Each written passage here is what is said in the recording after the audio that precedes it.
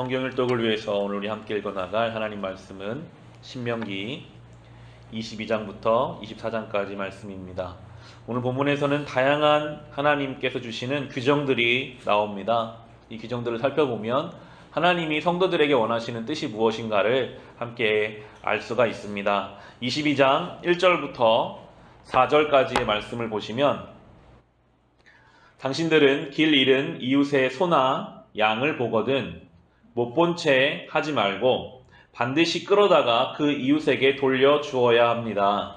또 당신들은 그 이웃이 가까이에 있지 않거나 누구인지 알지 못한다 해도 그 짐승을 당신들의 집에 끌어다 두었다가 그 주인이 찾을 때에 돌려 주어야 합니다. 나귀도 그렇게 하고 옷도 그렇게 하십시오. 그 밖에 이웃이 잃은 것이 무엇이든지 당신이 발견하거든 그렇게 하고 못 본 채 하지 마십시오. 이웃의 낙이나 소가 길에 쓰러져 있는 것을 보거든 못 본 채 하지 마십시오. 당신들은 반드시 그 이웃을 도와 그것을 일으켜 주어야 합니다. 라고 하시면서 매우 구체적인 상황 속에서 어떻게 성도가 살아야 하는지를 말씀하고 계십니다. 나만 생각하고 내 일만 아니면 된다라는 그러한 식이 아니라 이웃을 배려하라 라고 강조하고 계십니다.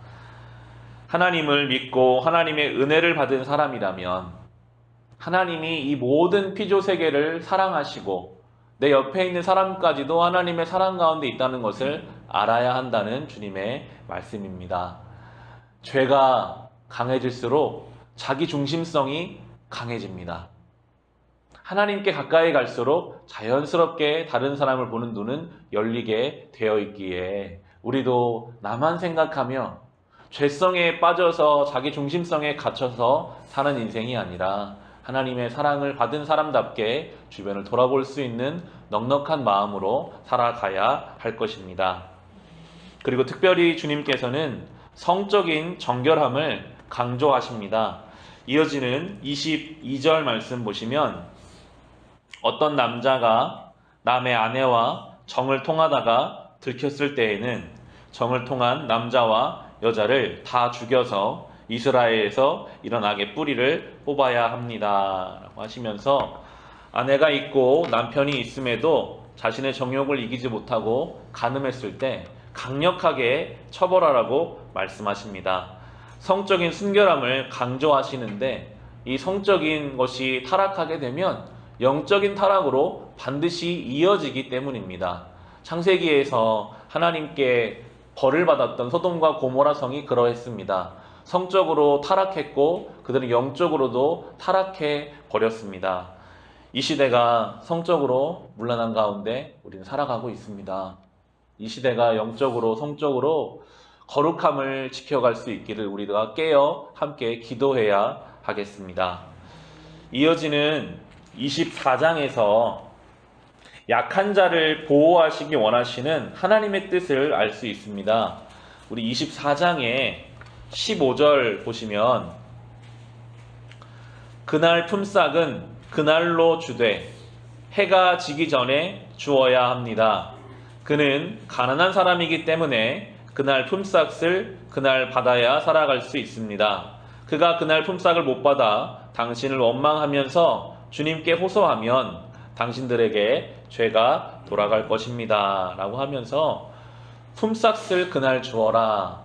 그날 품삯을 받지 못하면 그날 저녁을 해결하지 못하는 사람이 있을 때 그 마음이 얼마나 어려울지를 주님께서는 배려하라고 말씀하시면서 우리 이어지는 19절부터 21절을 보시면 당신들이 밭에서 곡식을 거둘 때에 곡식 한 묶음을 잊어버리고 왔거든 그것을 가지러 되돌아가지 마십시오.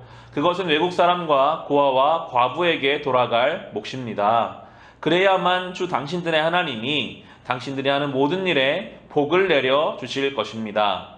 당신들은 올리브 나무 열매를 딴 뒤에 그 가지를 다시 살피지 마십시오. 그 남은 것은 외국 사람과 고아와 과부의 것입니다. 당신들은 포도를 딸 때에도 따고 난 뒤에 남은 것을 다시 따지 마십시오. 그 남은 것은 외국 사람과 고아와 과부의 것입니다. 라고 하시면서 추수할 때에 남겨두고 그것을 그 추수할 때 받지 못할 사람들에게 주라라고 말씀하십니다. 이 말씀을 잘 묵상해 보면 주님께서 우리에게 요구하시는 것은 추수할 때가 1년에 가장 풍성할 때거든요. 가장 많고 가장 넉넉할 때, 최소한 그때만이라도 그것조차 없는 사람들을 돌볼 수 있는 마음을 가져라라고 말씀하고 계십니다. 그리고 이 열매를 추수하게 하신 분은 누구십니까? 하나님이십니다. 1년 동안 하나님이 날씨를 주관해 주지 않으셨다면 열매가 없었을 것입니다. 하나님이 1년 동안 함께 하신 그 증거가 바로 이 열매이기 때문에 내가 받은 그 은혜를 나누어 주라라고 말씀하시는 것입니다. 우리의 삶도 마찬가지입니다. 하나님이 우리를 지켜주지 않으시면요, 우리는 어떤 것도 거둘 수 없습니다. 우리의 건강도 하루라도 주님이 지켜주지 않으시면 언제 우리가 건강함을 잃을지를 모르고, 지나가다가 사고가 나고 여러 가지 어려움 가운데 우리는 늘 노출되어 있기 때문에 이 하루가 하나님이 주신 열매인 줄을 믿고 나에게 주신 이 하루 가운데 내가 나눌 수 있는 것이 있다면 그것조차 없는 사람들을 돌볼 수 있는 주님 기뻐하시는 성도의 삶을 살아가야 하겠습니다. 오늘도 주님 주신 이 말씀들을 기억하시면서 나에게 원하시는 것이 무엇일까? 그것을 붙잡고 이 하루 온전히 살아갈 수 있으시기를 주님의 이름으로 축원합니다.